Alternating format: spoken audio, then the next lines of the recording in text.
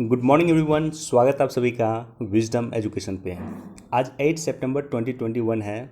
8 सितंबर को international literacy day यानी अंतर्राष्ट्रीय साक्षरता दिवस मनाया जाता है। चलिए दैनिक जागरण के राष्ट्रीय संस्करण का न्यूज़ एनालिसिस स्टार्ट करते हैं। फर्स्ट पेज पे जो ये न्यूज़ है, इस न्यूज़ को ज़रूर आप लोग पढ़ें। सबसे पहले न्यूज़ बताता हूँ, उसके बाद बैकग्राउंड बताऊँगा। न्यूज़ क्या है कि 1989 और 90 के दशक में कश्मीर से 5 लाख लगभग 5 लाख हिंदू विस्थापित हुए थे। उनकी संपत्ति वहीं छूट गई थी, उनकी ज़मीन वहीं छूट गई थी, उनके घर वहीं छूट गए थे और देश के विभिन्न भाग में वो चले गए थे। ऐसा क्यों हुआ था? क्योंकि कश्मीर में आतंकवाद की घटना शुरू हुई थी। तो सरकार ने कहा है कि आप कहीं भी चले गए हैं, लेकिन आपकी जो संपत्ति थी वो संपत्ति आपको मिलेगा।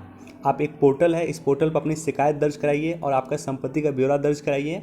आपको जो संपत्ति था कश्मीर में वो संपत्ति आपको मिलेगा, ये सरकार ने कहा है।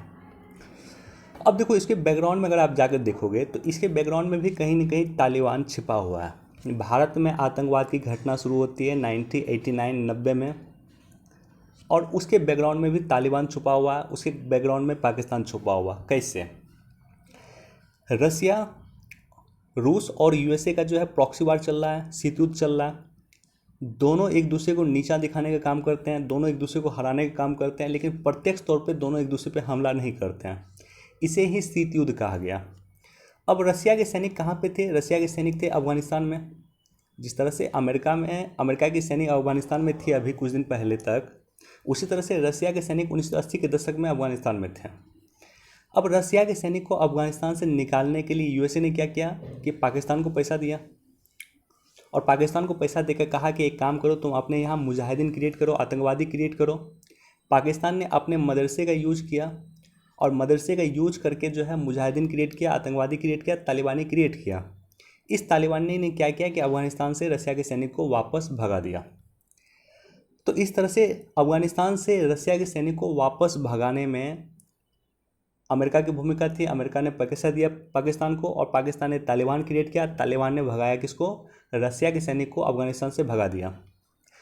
अब देखो इसे जीत के तौर पे तालिबान ने लिया था, इसे जीत के तौर पे पाकिस्तान ने लिया था और उन्होंने समझा था कि जिस तरह से हम अफगानिस्तान से रसिया के सैनिक को वापस भगा दिए हैं, उसी तरह से कश्मीर के क्षेत्र में हम इन लोगों को भेज के यानी तालिबानी को भेज करके, मुजाहिदीन को भेज करके, आतंकवादी को भेज करके इंडिया के जो सैनिक कश्मीर में है, भारत के सैनिक जो कश्मीर में है, उसे भी हम वहाँ से भगा देंगे।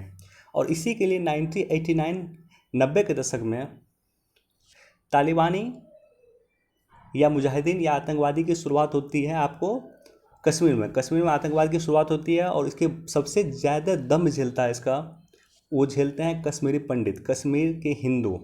5 लाख लगभग हिंदुओं को रातों रात अपने घर छोड़ना पड़ा था 1989-90 के दशक में। तो उसे अब उनकी संपत्ति मिलेगी, ये सरकार का कहना है।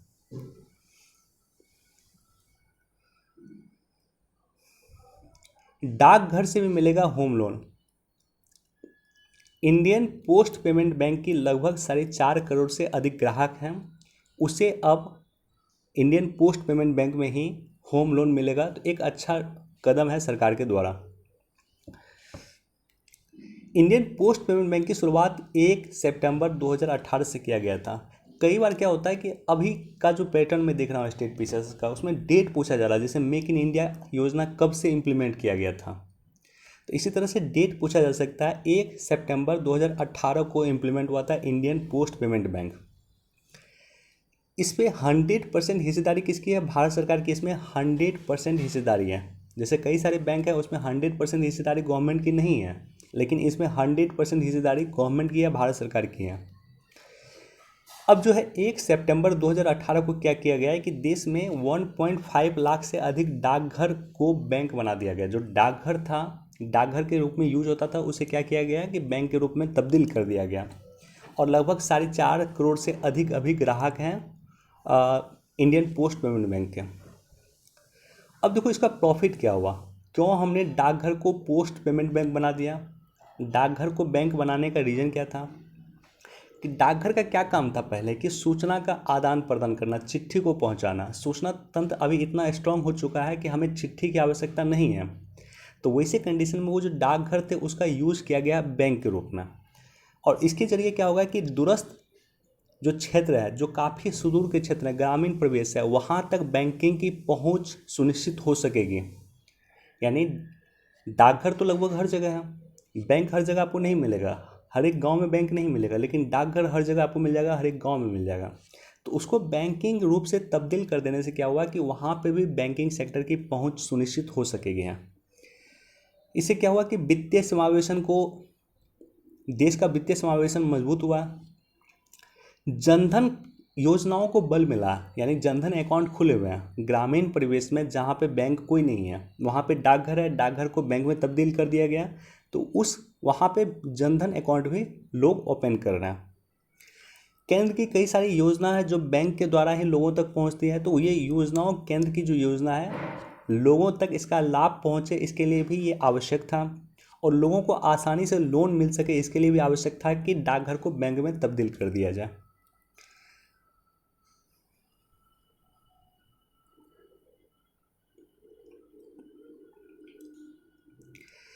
आधुनिक परिवेश के लिहाज से पीएम ने शिक्षकों को दिए टिप्स। एक बार इसको पढ़ लें। और यहाँ पे पीएम ने 5 पहल की शुरुआत की है, इसको जाकर के कहीं लिख सकते हैं, वनडे एग्जाम में भी पूछा जा सकता है, पीसीएस वगैरह में तो जरूर पूछा जा सकता है, यूपीएससी नहीं पूछेगी लेकिन पीसीएस में भी पूछा जा सकता है और यूपीएससी भी पूछ सकती है। प्राइम मिनिस्टर मोदी ने 5 पहल की शुरुआत किया। पहला पहल का नाम है विद्यांजलि 2.0। विद्यांजलि मतलब विद्या का अंजलि करते हैं, विद्या हम देते हैं। कोई भी व्यक्ति स्कूलों में अपने स्तर से योगदान दे सकता है, जैसे कोई सेवानिवृत्ति के बाद पढ़ाना चाहता है तो वो स्कूल से जुड़ करके पढ़ा सकता है। इसे कहा गया विद्यांजलि 2.0। मतलब रिटायर कर गया, पढ़ाना चाहता है, स्कूल में जाकर के आप पढ़ाइए, आपको छूट है। निष्ठा 3.0 शिक्षकों के प्रशिक्षण से जुड़ा कार्यक्रम है, यानी टीचर के जो प्रशिक्षण है उससे जुड़ा हुआ कार्यक्रम है। इसमें शिक्षकों को खेल आधारित पाठ्यक्रम हो गया, तकनीकी एजुकेशन हो गया, इसको लेकर के एजुकेशन दिया जा सकता है या प्रशिक्षण दिया जा सकता है या ट्रेनिंग दिया जाता है। तो निष्ठा 3.0 टीचर के प्रशिक्षण से जुड़ा हुआ। SQAAF सीबीएसई स्कूलों का एक स्टैंडर्ड नेशनल फ्रेमवर्क तैयार करना है। इसमें सभी स्कूलों में पढ़ाई को लेकर के दूसरी गतिविधियों में समानता दिखेगी और सभी स्कूलों में असमानता है ये पता चलेगा। मतलब एक स्टैंडर्ड होता है कि एक बच्चा इसमें खेल में क्या है, सिंगिंग में क्या उसका पोजीशन है, पढ़ाई में क्या पोजीशन है, मैथ में क्या पोजीशन है, रीजनिंग में क्या पोजीशन है, ये सारा का सारा चीज़ होता है इसके तहत। इंडियन साइन लैंग्वेज डिक्शनरी है। दिव्यांग जन की मदद के लिए 10,000 शब्दों का एक शब्दकोश है, इसके जरिए वे अपने बेहतर ढंग से चीज़ों को समझ पाएंगे। तो मतलब दिव्यांग जनों के लिए ये किया गया है Indian sign language dictionary. NDEAR national digital education architecture, यह स्कूल की सभी शैक्षणिक गतिविधियों को आपस में जोड़ने का काम करेगा और साथ ही छात्रों के एकेडमिक क्रेडिट और स्किल को रिकॉर्ड रखेगा। तो ये इंडियन यानी नेशनल डिजिटल एजुकेशन आर्किटेक्चर। तो ये 5 पहल प्राइम मिनिस्टर मोदी के द्वारा किया गया। बाकी पढ़ लेना इसको। पर्यावरण सुरक्षा सुनिश्चित करने को एनजीटी का हुआ गठन। एनजीटी को लेकर के कई बार हमने डिस्कस किया है। हमने आपको बताया था कि 5 महत्वपूर्ण एक्ट पे एनजीटी एक्शन लेती है और 2 महत्वपूर्ण एक्ट पे एनजीटी को बाहर रखा गया। तो कई बार हमने डिस्कस किया है। बाकी सर्वोच्च न्यायालय ने कहा कि एनजीटी का गठन पर्यावरण सुरक्षा को सुनिश्चित करने के लिए किया गया। एक बार इसको पढ़ सकते हैं। देखो ये काफ़ी अच्छा कदम है। सेनाओं के उप प्रमुख कर सकेंगे 500 करोड़ तक की खरीदारी। डायरेक्ट हो सकता है क्वेश्चन पूछ दें कि रक्षा मंत्रालय के द्वारा हाल फिलहाल में स्वीकृति दिया गया है कि सेनाओं के उप प्रमुख कितने तक की खरीदारी कर सकती हैं, तो वो 500 करोड़ रुपए तक की खरीदारी वो कर सकते हैं खुद से।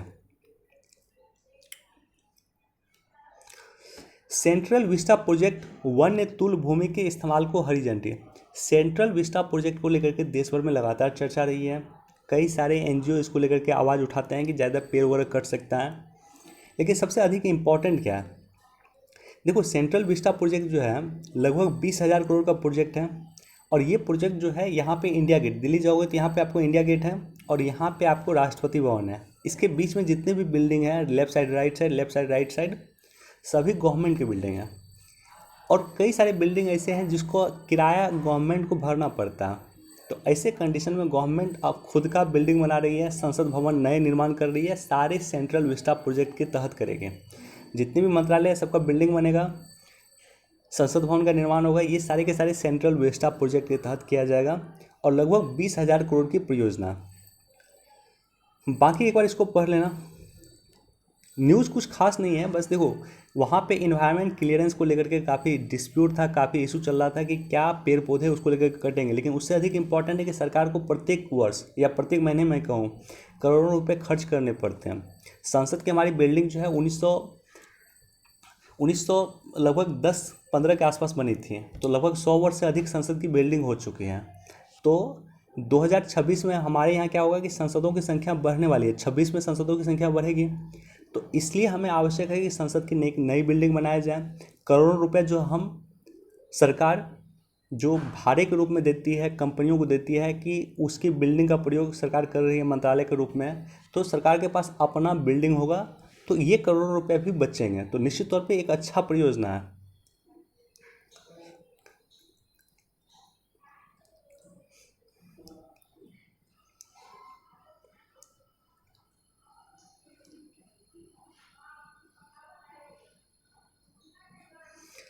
देखो कल भी मैंने आपको बताया था कि ओबोर में OBOR one belt one road initiative चीन की जो महत्वाकांक्षी परियोजना है, 2016 में ये परियोजना स्टार्ट हुई थी। ओबोर का ही एक पार्ट है CPEC, China Pakistan economic corridor. कल मैंने आपको बोला था कि तालिबान शामिल हो सकता है ओवर में, ओवर का ही एक पार्ट है CPEC, China Pakistan economic corridor. तो यहाँ पे ये न्यूज़ है कि चीन की CPEC परियोजना में शामिल हो सकता है तालिबान। तो मुझे लग रहा था पहले से कि शामिल हो सकता है, और निश्चित तौर पे आप देख रहे हो कि तालिबान शामिल होगा ओवर में या CPEC में।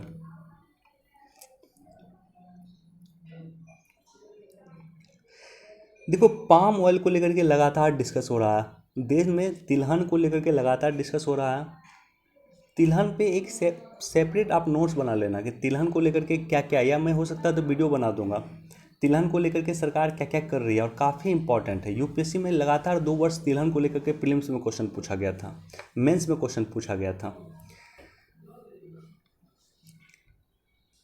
इसको एक बार देख सकते हैं, मिथेनॉल के वैकल्पिक ईंधन की तैयारी एथेनॉल से होगा सस्ता। तो एथेनॉल का जो उत्पादन होगा, अगर मेथेनॉल का उत्पादन होगा तो इथेनॉल जहां मान लो 45 रुपये से 62 रुपये प्रति लीटर मिल जाएगा, वहीं इथेनॉल जो है 20 से 22 रुपये प्रति किलोग्राम या 17 से 19 रुपये प्रति लीटर मिलेगा। अब देखो राष्ट्रीय बायोफ्यूल पॉलिसी 2018 में आई थी, नेशनल बायोफ्यूल पॉलिसी 2018 में आई थी। इसमें एक टारगेट किया गया था कि 10% हम इथेनॉल मिलाने का टारगेट रखेंगे। आई रिपीट 10% इथेनॉल की बात किया गया था, मिथेनॉल की चर्चा नहीं हुई थी। इथेनॉल की बात किया गया था कि पेट्रोल में हम मिलाएंगे 2022 तक और 20% मिलाएंगे 2030 तक। अब ये टारगेट को चेंज करके कर दिया गया है। ओके 20% एथेनॉल मिलाने का जो टारगेट तय किया गया है वो कर दिया गया है आपको 2030 से घटा करके इसको 2025 कर दिया गया। अब पेट्रोल में इथेनॉल मिलेगा तो उससे क्या होगा कि पेट्रोल हमको कम आयात करना पड़ेगा, राइट। तो इसलिए इथेनॉल को एक विकल्प के रूप में लिया गया था, और अब देखा जा रहा है कि मेथेनॉल इससे सस्ता उत्पादन हो सकता है। तो उसी को लेकर के नीति आयोग ने एक अपनी रिपोर्ट दी है, और उसी को रिपोर्ट को लेकर के यहाँ पे न्यूज़ दिया हुआ। बाकी एक बार पढ़ लेना आप लोग। देखो ई कॉमर्स को लेकर के लगातार चर्चा हो रही है कि ई कॉमर्स पे एक नियम बनना चाहिए। अब देखते हैं उसको लेकर के क्या न्यूज़ आता है, या कब उसको लेकर के ई कॉमर्स पे एक संतुलित नियम सरकार लेकर आती है। लेकिन लगातार पिछले कई वर्ष से चर्चा हो रहा है कि ई कॉमर्स को लेकर के देश में एक संतुलित नियम बने। इसका कई रीज़न है, कई पर्सपेक्टिव है।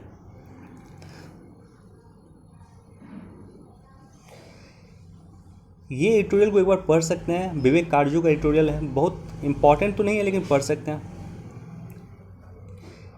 देखो ये एडिटोरियल भी बहुत इंपॉर्टेंट मुझे नहीं लग रहा, लेकिन एक पॉइंट मुझे जो काफ़ी इंपॉर्टेंट लगा है, यहाँ पे एक वर्ड का इन्होंने प्रयोग किया है, और वो किया है सूचना महामारी,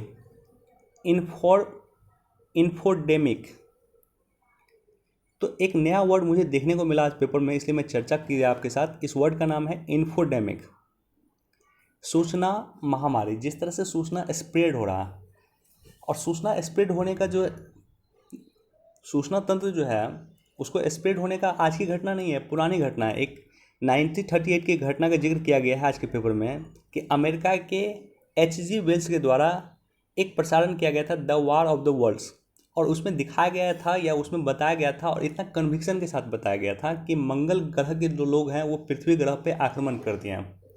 लिटरली अमेरिका में इससे दहशत हो गया था, अमेरिका के लोग काफ़ी डर गए थे। तो इस तरह से सूचना महामारी जो है या सूचना का जो दुरुपयोग हो रहा है वो आज से नहीं हो रहा, काफ़ी पुरानी समय से हो रहा।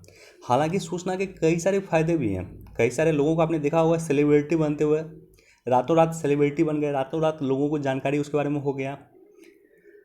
तो ये सब कहीं ना कहीं सूचना क्रांति का पॉजिटिव इफेक्ट है। देश में अन्ना हजारे का जो मूवमेंट हुआ था वो मूवमेंट भी कहीं ना कहीं सूचना क्रांति के द्वारा ही संपन्न हुआ था। कई सारे देश में कानून बने हैं, सूचना क्रांति के माध्यम से कानून बने हैं। तो लोगों की आवाज़ उठाने का एक अच्छा माध्यम है सूचना क्रांति, सूचना प्रौद्योगिकी, IT या सोशल मीडिया। लेकिन इसका दुरुपयोग भी कई हद तक हो रहा है।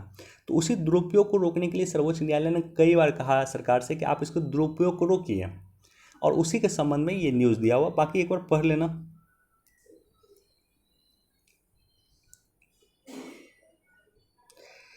देखो, जब भी आप पेपर पढ़ते हैं तो जब भी कोई वन्यजीव अभयारण्य वगैरह की चर्चा होती है तो उसका लोकेशन एक बार जाकर के देख लें गूगल में, या पता होना चाहिए कि ये वन्यजीव अभयारण्य कहाँ है। तो ये जो है विनसर वन्यजीव अभयारण्य कहाँ पे है, ये है आपको उत्तराखंड में, हल्द्वानी में है। विनसर वन्यजीव अभयारण्य हल्द्वानी यानी उत्तराखंड में है।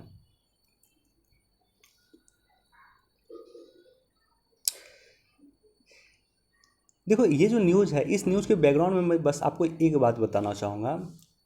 मेरी जो अपनी पर्सनल राय है वो यह है कि धार्मिक शिक्षा जो देनी चाहिए किसी व्यक्ति को या बच्चों को, वो कम से कम इंटर के बाद देनी चाहिए। इंटर पहले आप कर लीजिए, 10+2 कर लीजिए, और उसके बाद जो भी धार्मिक एजुकेशन देना हो, चाहे वो मुस्लिम का धार्मिक एजुकेशन हो, हिंदू का हो, जैन का हो, सिख का हो, ईसाई का हो, किसी का भी हो, पहले आपको बेसिक नॉलेज दिलाना चाहिए इंटर तक का, और उसके बाद आप धार्मिक एजुकेशन दीजिए।